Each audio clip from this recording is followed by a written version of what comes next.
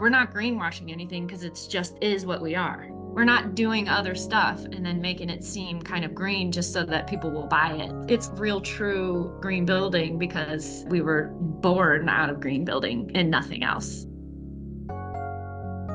Welcome to Building Well, Sustainable Homes, Equitable Communities, your new podcast from New Ecology. Join us as we explore real-life stories from key players in green building and community development. We'll examine exciting new innovations, highlighting practical solutions for creating more affordable, healthier, more resilient, equitable communities. We're building well together. Welcome to the Building Well podcast by New Ecology. I'm Alina Michaelevich. I'll be your host for the podcast today. I'm the Principal Director of Finance here at New Ecology, and I'll be interviewing Lisa Reed, who's a project manager in our Green Building Department in the Baltimore office. She's an expert in building certifications and green building processes and construction. And we'll also have Michelle Moran, who's my wonderful co-host and Senior Associate of Marketing here at New Ecology, talking about her trajectory into the field of green building and decarbonization as well.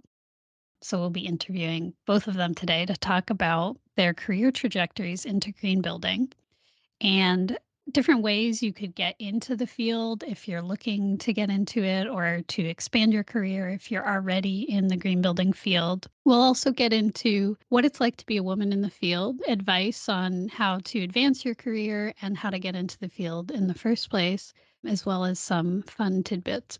Well, let's get into it. Lisa, I wonder if you could tell us a little bit about your background, educational and work background, and how you ended up at New Ecology. Yeah, great. Thanks for having me. I began my architecture career, which was the first step towards kind of a green building career in undergraduate. I did a series of sort of stepping in and then stepping back out of architecture. So I stepped in beginning with a Bachelor of Architecture degree and decided that I wanted to study a lot more things other than architecture. So I stepped back out and I studied French and I studied Western Civ and I studied general subjects and got a Bachelor of Arts degree at the University of Kansas. So I lived in the world for a while. After I graduated from undergraduate, I moved and I actually got a job. I used the Willing Workers for Appropriate Technology Forum, which is like directly linked to the WFI, like the organic farming listserv or whatever you call those things. And I got a job as a helper for a really small scale photovoltaics installer and rep in Lake Tahoe. So it was super fun. I lived in a tent for months and like installed solar panels on cool little mountain buildings. And that was really, really fun. So I could have just kind of taken off with that, but instead I decided to go back and get a master's degree in architecture. So I like went big again and I didn't focus just on sustainable design. And I did a design build program. It was like a 3.5-year long master's degree back at the University of Kansas. I graduated. Obviously, I was getting more experience in the realm of design and kind of community design. I started being involved in preservation projects and I moved to the Mid-Atlantic where there was tons of denser cities and more opportunities to travel and to get deep into communities.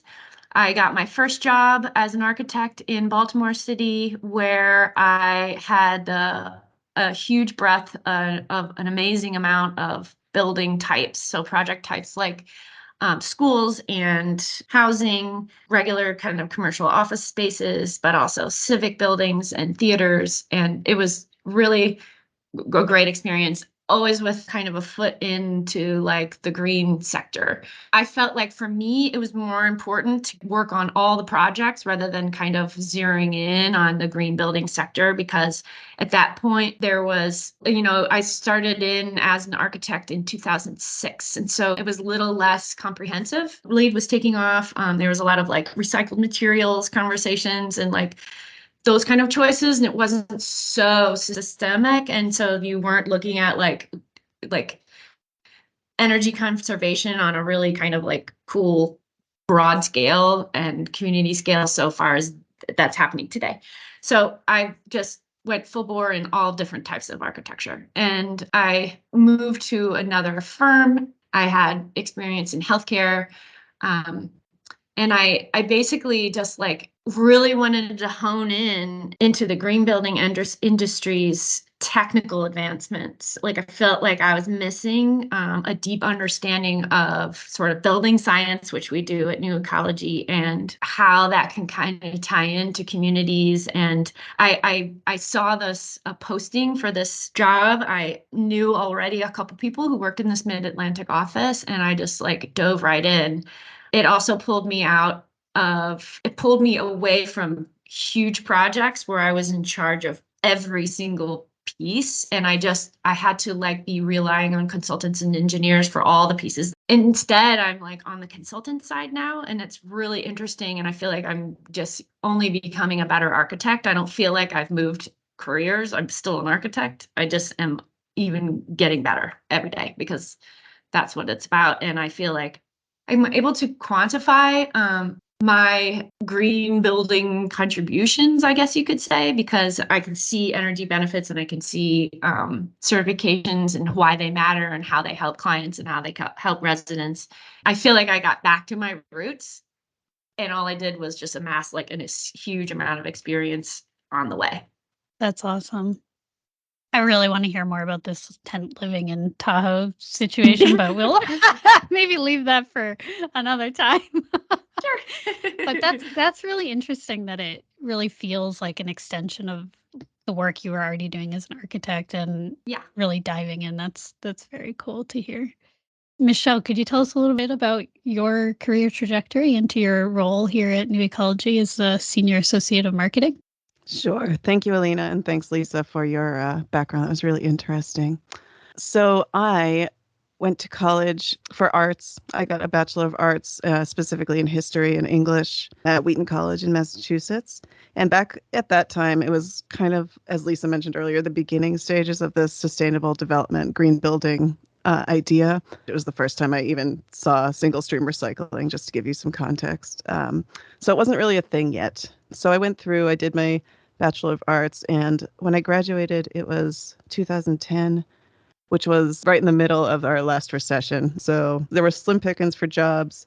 I wasn't quite sure if I wanted to go into a master's program yet. What I did know is that I wanted to work at a small place and preferably a nonprofit, just because I knew that's my people. That's where I'm most comfortable. I went through a few temp jobs right out of college because, like I said, it was the middle of the last recession, but I eventually landed at a place called Conservation Services Group. It was a small nonprofit. They don't exist anymore. And they facilitated many aspects of the Mass Save program. The Mass Save program is in Massachusetts. It's a program that provides incentives and loans and other things for energy efficiency improvements. Air sealing and insulation are the main things, but they also provide 0% interest loans for HVAC improvements, which is the group that I worked in. It was called the Heat Loan, and it still exists today. So that's where I really got a taste of this industry. It was all HVAC related. We would make sure that these improvements were within the realm of the program. They had to have a certain efficiency rating. But something that kept coming up year after year was Massachusetts was always in the number 1, 2, or 3 spot for the most energy efficient states in the country.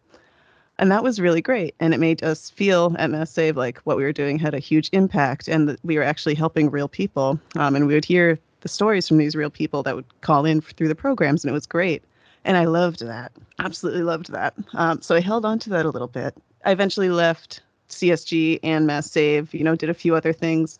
I ended up landing at a small business where I was selling basically these energy efficiency products, the insulation, et cetera. It wasn't really a great fit for me, but I learned how to talk about how cool some of this stuff is. So I was getting another taste of this field. Then eventually I saw this great job posting that looks like it was right up my alley at New Ecology. At the time, it was for what is now called the REMO program, Remote Monitoring and Optimization. Basically, we would monitor the gas use at large multifamily buildings and try to make small improvements that are sustainable for these people to save energy without having to invest in new equipment. So I did that for a few years here, and then I slowly started working on marketing, case studies, social media, other things which ties back into that bragging about how great of a job we're doing, to talk about all these wonderful things we're doing, all these savings we're achieving, both energy savings and money savings, and how it impacts the people. So eventually that's how I transitioned into the marketing side of things. I love talking about all these projects that we're doing and building relationships with our clients and partners and the communities. So that's my story. It's interesting how you made the transition from an undergrad in arts and history and then found yourself in this field, which I think people think of as very technical. And we talk about the engineers or the architects or like people who have like a lot of this really specific skills, but there's a lot of ways to get into the industry or an organization like New Ecology, even without technical expertise in green building, myself included. I went to undergrad for international development and social change. I was doing some work in Haiti at the time, a project for teacher training for elementary school teachers. And that's one of the things I was working on. But then I realized throughout my undergrad that I wanted to not work internationally. I wanted to work domestically. And so I went to a master's degree program also at Clark for community development and planning, which was a variety of courses about nonprofit management, community organizing, and community development, some urban planning classes as well. After school, I ended up working at a for-profit organization called Koya Leadership Partners, which was an executive search firm where the clients were nonprofits, but it was a for-profit organization. I worked there for a number of years and eventually realized I wanted to get back in the nonprofit sector, which was what I had originally thought I would be doing. So I ended up applying to New Ecology so I could get back into nonprofit finance. At that point, I had gained a lot of accounting background and financial management. So it was great to get back into community development or development adjacent field and be able to contribute with my financial management expertise. So I think it's interesting how you can do a lot in green building that's not technical or on a job site or those kinds of things. Awesome. So that's us three. Thanks for sharing, guys.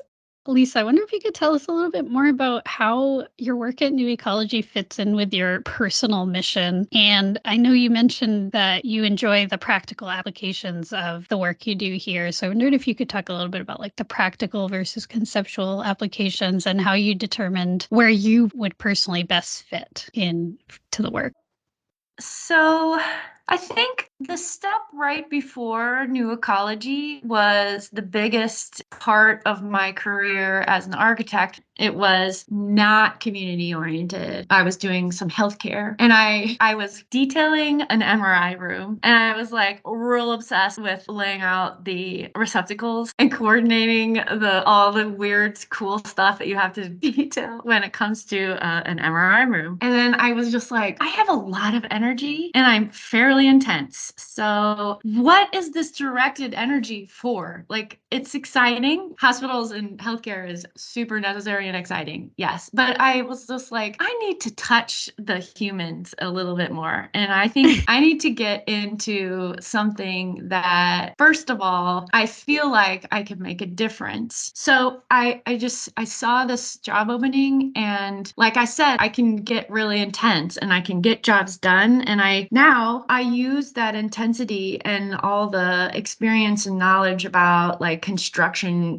big projects, small projects, messy renovation projects. And I can just immediately use that experience working for people who not only are working for, sometimes a lot of the times it's a conscientious developer or it's for an agency that's providing assistance to buildings that are going to be directed for low-income housing. It's actually measuring all different kinds of pieces of the building construction industry that is touching global warming. And everything is really worthwhile to me. It was basically, I need to devote this energy that I have to something that is worthwhile to me. And green building industry has always mattered to me. And so I feel like it's involved so much. And so I'm like looking forward to being a part of it and to like helping it develop further with the group at New Ecology. That's really interesting. You mentioned wanting to be closer to the human beings, right? And can you talk about some of the ways that you interact with that element in this role? Like you mentioned conscientious developers or contributing to the community. That's a really interesting question because as an architect, you actually typically do lots of interacting with the community, with your owners, with your people. You help develop programs if you are Mm. for a building. You help lay out spaces, and I'm not doing that. So what I feel like I'm doing is instead of doing all the things, like I said before, I am really specifically making sure that this is going to sound cheesy, that a person sitting in their room after a hard day at work isn't getting air infiltration. They're not cold. They're more comfortable. They could maybe save on electricity or gas bills. And I just feel like it's really into the details of the building rather than on the larger scale. And so I am actually not dealing exactly with the people in the building anymore. I'm not deciding how their kitchen is laid out, but I'm maybe helping a developer who needs funding by reaching certain green goals get that building done because we can help them hit certain certifications that they need to do and make sure that their design team is following all the courses of action they need to do to be able to reach those goals. So it's really different. It's not so much touching the people, it's touching them in different ways. Yeah. It's like ensuring that the buildings happen. Yeah. And then also the quality of life of existing in those buildings rather than how you interact with the space, but how you feel in the space almost. Thank you for clearing that for me. It's hard to describe, but it feels very necessary and it feels like a good connection for me. Yeah, nice. I love that. Michelle, what about you? How do you feel that your role connects with your personal mission? Great question, Alina. Thank you. I guess I'll just go back into a little bit of my history to answer that question. When I first started in the heat loan program, I understood what a great program it is and how much impact it had. And I spoke to customers all day, every day. But I didn't make a lot of connections with people. People would call in, ask a question, and then that was it. So I loved the idea and the impact, but it was a little bit lonely filling out paperwork all day. And it was actual paperwork back then, not digital paperwork. So then in other roles that I had at Mass Save, I connected a lot more with especially contractors that participated in these programs. And it was great because not only did I get to see the impact that program was having, but I got to see the impact on all of our clients. You know, these are all small businesses and they all have families and they're all personally invested in this stuff and also financially invested in this stuff. So the success of the program means success for everybody. It's great. When I came to New Ecology, I was in a program support kind of role. Although, as you know, at a nonprofit, you're kind of a jack of all trades. So I was involved in a lot of stuff. The program specific stuff was great because I got to connect again with our clients and see the savings. And then we were also starting to hear from tenants in some of these multifamily buildings that had a great experience because of some small change that our team made. I realized that although consider myself an introvert, I love making one-on-one connections. I love making personal connections. And I feel like my marketing role is just an expansion of that. Although when I write a case study or make something for social media, it's not necessarily sharing it directly to you, Lisa, or to you, Alina. You see people's reactions. You see how cool everybody thinks it is, and you see how proud both our, teams, our project managers, etc., how proud they are of the project, but also the clients who own the buildings, who always interact with their tenants day to day. They're so proud of the impact we've had. So I guess that's how this ties into my personal mission. I love, again, as I said before, I love bragging about all the great work that we do. I love talking about how cool some of the innovative stuff that we have done is. And I also even like talking about the lessons learned, the things that didn't quite work out, because I think it's important for us to talk about that freely so that other people can learn. Failure isn't always failure. Sometimes it's a learning experience, which is great. Can I jump in here, Alina? So, Absolutely. Michelle, you're reminding me of something that I didn't bring up when we talked about this before.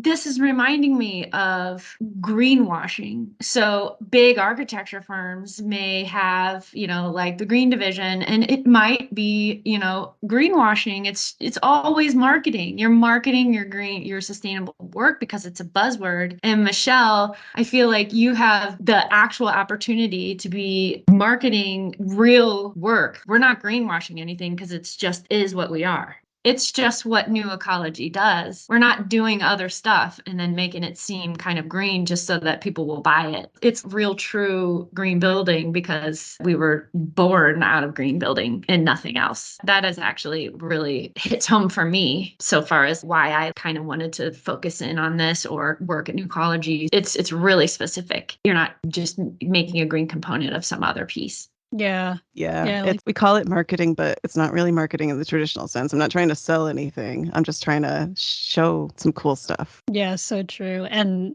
push the industry forward. Like I feel a lot of our marketing is helping the green building industry get to the next step, get to the next place where we need to go to further the impact, which just as you guys said, like single stream recycling was like barely a thing, or it's come a really long way in the last 15 however many years. And that's partly because of the work that folks like New Ecology are doing, or more specifically like you're doing, Michelle, getting the case studies out there for people to access, or pushing forward the workforce development initiatives. And I know you do that too, Lisa, like on the sites, you're talking to people and helping them understand, like, if we do this in this scenario, this will help with the energy efficient down the line. And so there's a Yeah. lot that we're doing, I think, to push the industry forward. And that's the marketing. Yeah, and when I first came out in the field, and even just in the field of architecture, it was starting to do sort of like a little bit of greenwashing, but the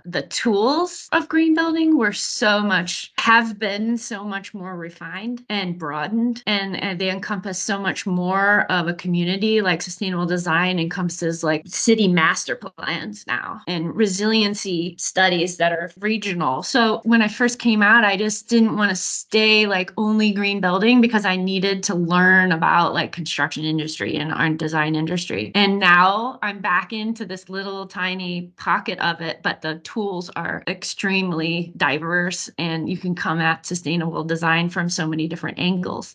Yeah, there's a lot of opportunity now. And there's a lot of types of roles, I think, in the field. We're just talking like about operations and then the architecture and project planning, Mhm. but we also have a lot of engineers. We even have people who code and do software Mhm. development on staff. And so there's like a lot of variety in how you can plug into this work.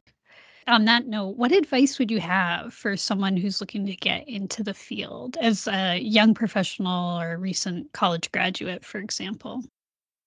So there's new programs at most schools. Schools are developing programs that will help you test out some of your ideas. I feel like the opportunities for coursework is way more diverse. But I think what we're saying in this, between the three of us, I think you can come about you can still study a lot of different things and come and just find a company, because a business includes all the different kinds of it. It needs business people, it needs marketing people, it needs accountants, it needs it all. So you can, come into the green building field from everywhere. I don't really have any really great advice. I just know that it's much larger than when I first started, and you can get really specific education in it as well.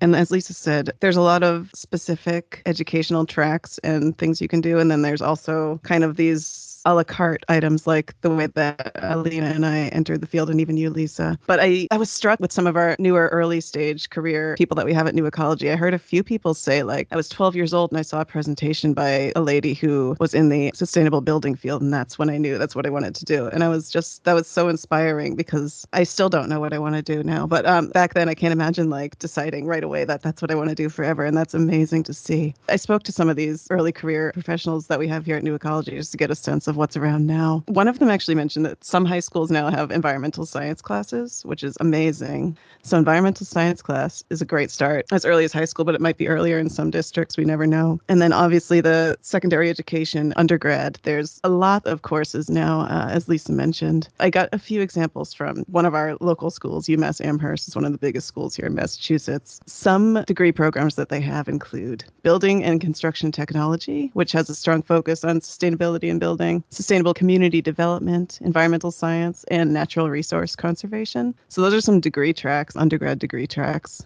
And then beyond that, there's lots of internships and fellowships, which you could have majored in environmental science, or maybe like me, you majored in history or something totally random, but you're still interested in the field. The Mass Clean Energy Center is a great one. They do internships. I believe it's quarterly or biannually. NESI, which is a big conference and nonprofit around here, they do an emerging professionals track for early career professionals, which That's a could include, great idea. it has scholarships, mentorships, opportunities, everything. And that's just educational. My biggest piece of advice for everybody in this field, or pretty much everywhere, but in this field, is to just take as many classes as you can. Even if you don't understand the topic, even if you think it's too technical, it sinks in eventually. And I'm sure that you both can attest to this. Like, I didn't know what lead was or well or passive house, and I just learn as much as I can, and it's great. Yeah, thanks for that information. That's great. It reminded me, we actually do have internships here at New Ecology, sometimes, usually summer, fall. So if anyone's listening and interested in that, you could check out our careers page, or even email us at careers@newecology.org. We're always looking for interns, but that's a really good way to get some experience in the field as well as the educational ways that Michelle mentioned. I also want to emphasize that you don't necessarily need a degree, an undergraduate degree to get into green building. And I think that's important to note since not everybody can access higher education. We do have some roles at New Ecology, but I'm sure across the field there's other opportunities as well. One of the ways folks can get into this field is actually through operational positions. For example, like an entry level accounting position, you might just need an associate's or even just some classes in accounting, or HR is another way, or office management. Those kinds of positions are a great way to enter the field. And especially if you find an organization that's willing to invest in your professional development, you can pursue further education in passive house or lead or any other kind of more technical green building side. That's a really good thing to plug. Like, you just maybe you find at least that it's on the fringe of something that you're really interested in, and you find a company that supports professional development. Like, that's key. It's important, and it shows that people believe in you. And that is actually something that I should have mentioned from the very beginning, is you find a company and try your best to find a company that believes in you, and then you can hopefully take it from there.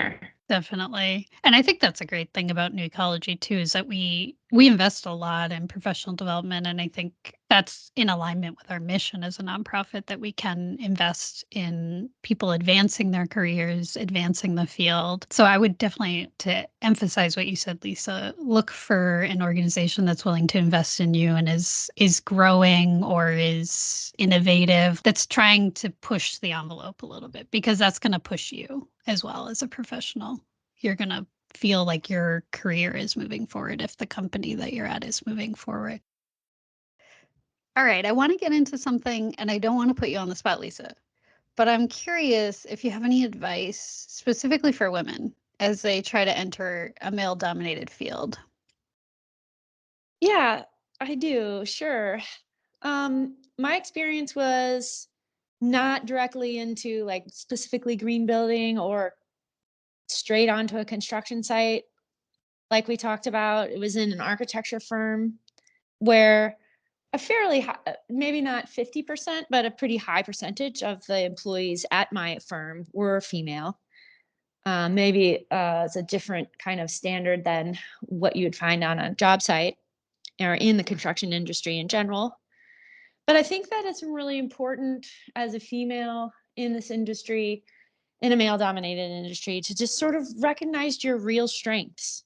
Even if your strengths are differ from what might be the sort of masculine vibe or the ways of tackling problems on a job site or on a design project, in an office, for anything, just recognize what your strengths are, because that is what people need from you, and that's what you want to build on. That's how you advance your career. You recognize your strengths.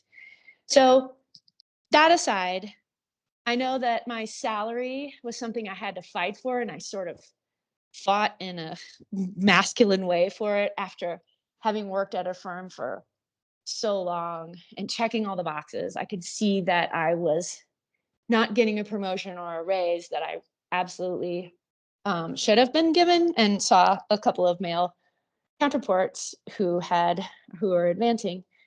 And I basically demanded it.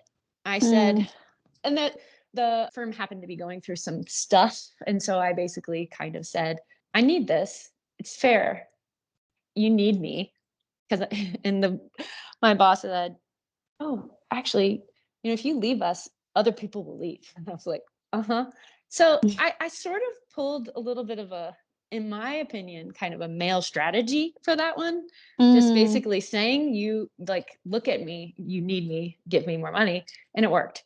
So that was kind of nice. That was That's not awesome. not my comfort zone. And so Good for that's you. sort of I know, sort of good for me. I needed to get there somehow. And so I did that, and it was not comfortable, and I did it and it worked. But I go back to trying to recognize your strengths. Another example, so this is also when I was an architect. I was coming to a job site. The job started at the very beginning of the pandemic, and it had a very, very hard deadline for occupancy that they had to have people in. Mm. It was a medical office building, and it was very, very stressful because it was, the beginning, things were delayed. The super strong construction team was like at their wits' end, trying to make things work to be able to stay on schedule with this. And everyone knows of all the mayhem that was happening in the construction industry at that time. And I was the only woman typically like in the trailer once we came back with our masks to the trailer, to the job site.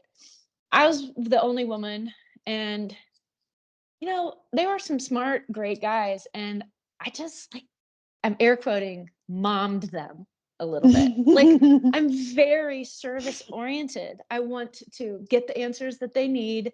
I want to make the project run smoothly. I in this situation, I didn't need to be like, I didn't need to wrestle my authority or in any way. I like a little bit mommed them because I'm caring, I listen. They were upset, they would get all out of whack. The old guy would get even grumpier. The young guys would just be like flying off the handle, like standing and like running around because things weren't being delivered. And I like used my gift for being, to kind of diffuse the situation and lay out things that I could do to help.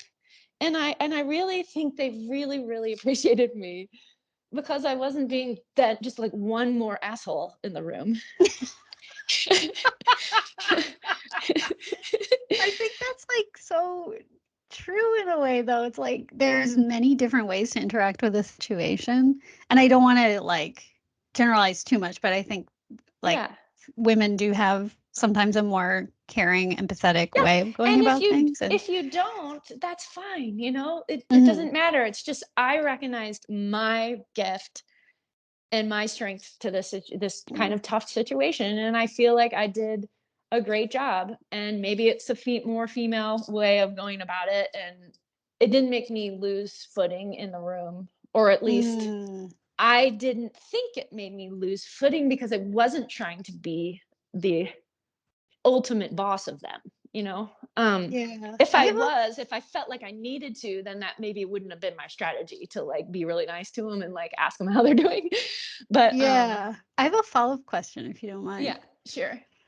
I feel like there's like a thing that can happen where women you get like put in this situation of like being expected to be the I don't know, the people organizer or like the emotional support or like Yeah. the emotional labor that like a lot of Right. women kind of get And asked to you do on don't top want to of their have to job. do that. Right. Well, I mean, that's Yeah. kind of like maybe home life too, I Yeah. guess, when you think about it. Did it feel I, like that or was it just kind of like this is my strength and this is how I can contribute? Not like I have to They I don't know. wanted me to. No, this was a Yeah. really good opportunity to do it because they weren't asking me to do that. Like they didn't need me to be that. They just needed me to give them the color of the metal panel, you know?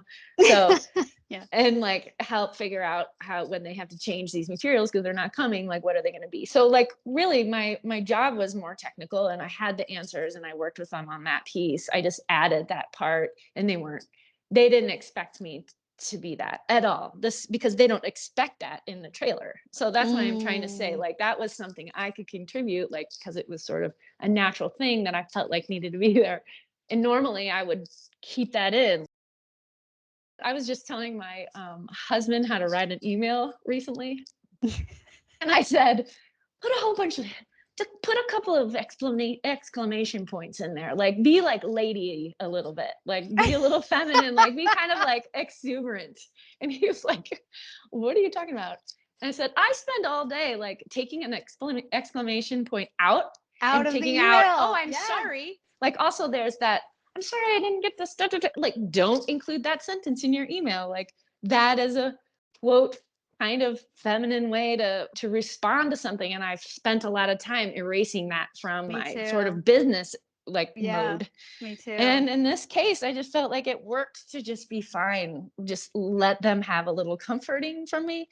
And that was just like one area. I think it's good practice to try to stay male in business relations. I think you are probably you can be more respected. I mean, there's a lot of benefit to taking some emotion out of, you know, daily back and forths with for office environments for sure. One thing that I really like to do is provide a really high level of service in a lot of different ways in my life. If that's a feminine thing, then I should realize that, and I should not feel bad that I also plan the parties, you know, for the office. And it's fine. I enjoy it. It's fine. It's something I can contribute. It's necessary at a job, and I should get paid the same amount of money as everyone else, you know, because those Mhm. all of that piece of the work environment is also important. It's an important piece to be, you know, maybe compassionate or thoughtful or what else? Yeah. I'm absolutely generalizing. You can't ask that question without us generalizing what is female, what is male, which is, you know, Mm. especially today, like not really a topic anymore. Right, right. Yes, we're making a binary out of it for sure. But I, Yeah. I, I think that that's really important what you said about like organizing parties for the office, but it's not that you're expected to, it's that you enjoy it and people are grateful and like they're not assuming you're doing it on top of your other responsibilities without being grateful. You know what I mean? It's like there's a difference there of like I'm doing something that maybe is perceived as more feminine Hmm. or womanly, Hmm. but it's being appreciated rather than assumed. Like that's a Right. really different feeling. Right. Right. And I've talked to a lot of construction, like specifically construction based like company leaders or contractors on that were a different scale than on my previous job. My architectural, like the building scale was much bigger, but I've talked to a lot of like general contractors on like much smaller residential projects that'll have like a girl in the office that does all Mm. my paperwork. You know, that kind of stuff is just super lame. And you know, she's your business partner and she probably makes sure the business runs. Your girl in your office literally takes care of the business. But yeah, and I think it's kind of nice to stand up when you hear people say that, like make fun of them or whatever you need to do to say what you need to stand up for your fellow ladies in business world. This is one more thing to just mention. I fell back on the title architect a lot when I would go on job sites. And now I'm my title is a project manager, still an architect, but I am very focused on this consultant piece where we're doing testing and verification and we're very envelope oriented, and it's a much more specific task rather than sort of being in charge of the entire project. So I'm also a project manager and I'm working with a rater. The rater's the person talking to them like while they're doing their job and talking to them on how it goes. I am the coordinator of that. And even though I do a lot of like plan spec review and I try to get things ready for the rater, and by the time they're there, in the construction field, like when on the construction site, I come in and I do my own little site visits and come to the meetings. But I'm looked at as a little bit of a paper pusher because I'm more an administrative task. And that's new to me. And I can easily get a chip on my shoulder that it's like male versus female. But I think I also, even if it was just like a room full of construction women, I like they would still look at me like a paper pusher. And I feel like when you're in the middle of some serious work that's hands-on related, it's more like the tradesman versus the office person. So that's even starting to veer towards, I happen to be a woman in this position, and so I feel like it's male versus female. So if you think that that some kind of tension is male versus female, I don't know if it always is. It can just be like what job you hold and what you're telling, like if that person thinks you should have authority over them or not. But the paper pusher position is tough for me right now. Hmm. Yeah, and I think that we probably don't have time to get into it in this episode, but that gets into like the structural and systematic ways that women get put into certain roles, like Absolutely. the quote girl in the office, Yeah. And I'm or kind the of like paper in pusher, that position now. I'm rather like the than girl in the office. tradesmen. Yeah. Hmm. And so that could be a whole nother episode to talk about why that happens. Yeah. But yeah, I could see how that would like impact how you feel about it. It like based on what role you're in, if you're more of the architect versus project manager. I mean, obviously you're both, but Yeah. Yeah. it's the way The that they title on the perceive job site. you. Yep. Yeah. Hmm. Yeah. Yeah, that's really interesting. The gratitude for working with women. Like when another woman comes into the office and becomes part of your work group, the dynamic changes just a little bit in this really nice way. And it's fine for you to be however you are. You don't have to always be acting like a man in a male dominated field. You can just be a woman. You can wear makeup or not wear makeup, it doesn't matter. But we may have different conversations or different ways of dealing with a problem, for example, that are actually beneficial to the whole group. I love that. Yeah. Agreed. Lisa, I liked what you were saying earlier about how some people, especially in your current position, might see you as a paperwork person. They don't necessarily think that you have the background. So being in the positions that I've held, that was how a lot of people perceive me, especially in my early career, because it was you're working with tons of different contractors, HVAC contractors, most of them were male, and they just saw us as the paperwork people, which we were, but they soon realized we also are the administrators of the program. So, we're telling you what to do for a reason. So that kind of stuff, it happens to everybody. I'm sure I experienced it for sure. Another thing that I struggled with, especially in my early career and definitely before New Ecology, was the professional development stuff we were talking about. As a paperwork person, I just did air quotes too. People didn't necessarily understand why you would want to take a BPI class or a lead class or something to further your own knowledge and education. They were like, you don't need that. New Ecology was the first place where I was like, oh, I'm really interested in this stuff. And New Ecology said, yes, take the classes that you want to take, educate yourself, do what you want to do. It was amazing to have that support. It's really expanded my horizons. And another piece of advice that I would have for pretty much everybody, but especially women, is if you can, and if you're fortunate enough to have a workplace mentor that you can work with, that is ideal. When I first started, I was fortunate enough to have Marty as my supervisor, and she is amazing. She's so smart. She helped me a lot in my career, and also we became good friends. It's great to have a core group or a core person that you can just talk to about everything. Yeah, that's a great point. Yeah, Marty is Great our head of decarbonization for anyone who's listening and doesn't know. She's truly amazing. I love Marty. She's like a great inspiration. And we'll definitely have her on the pod too. So And she has a stay tuned. huge breadth of knowledge. Like it expands multiple careers and all kinds of interesting things. Definitely. Well, I know you've got to go, Lisa, to a site visit, actually. So I want to thank you so much for your time and sharing your experiences with us, your trajectory, and your advice also. It's awesome. Yeah. Thank you so much. Is there anything Thank else you you. guys would like to add before we wrap up? Thanks for the opportunity to discuss this and congratulations because it's a really good opportunity to get these conversations out there in the field. Yes, thank you. We're so excited. And thanks, Lisa and Alina, both for sharing about your experiences. It's great. And I'm sure other people have had the same experiences. It's always nice to hear friends that have similar experiences to you. Definitely. Yeah. So you just heard from Lisa and Michelle about their career trajectories.